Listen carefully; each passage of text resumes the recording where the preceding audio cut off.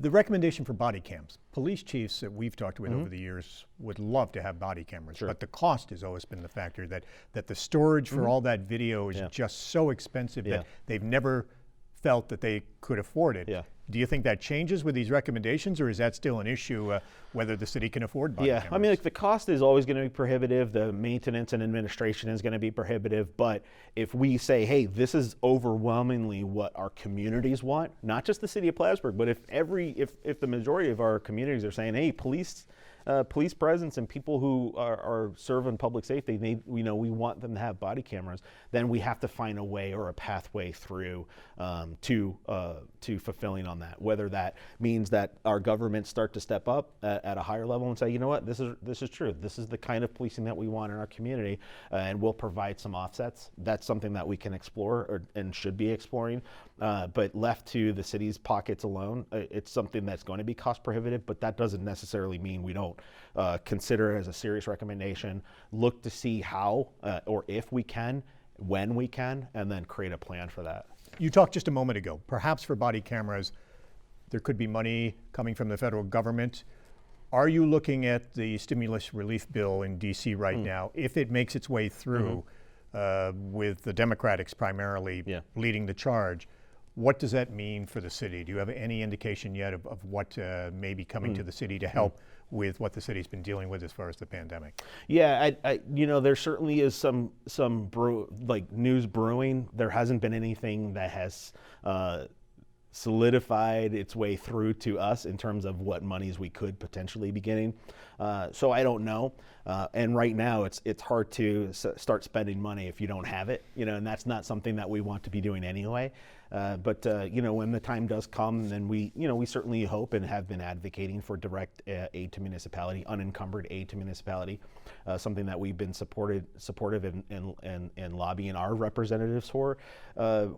We hope to do good things with it, and we hope that regardless of how much comes down, that we find things that are going to be transformational for our community, that are going to be that will make a difference for our community, and we'll do the right thing. You've been in office for 2 months now. Have you had a chance to meet? 2 months. I know, time flies.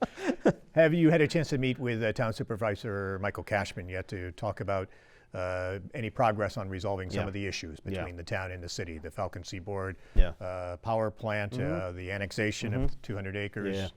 Yeah, so, like we've said before, Michael Cashman and I have known each other, since I moved home. And, when I became involved in community, became involved in politics, we did grow a very good friendship and a personal and professional relationship. Supervisor Cashman and myself and a couple members of our team have been in a room for the last 3 weeks hashing out a number of these concerns.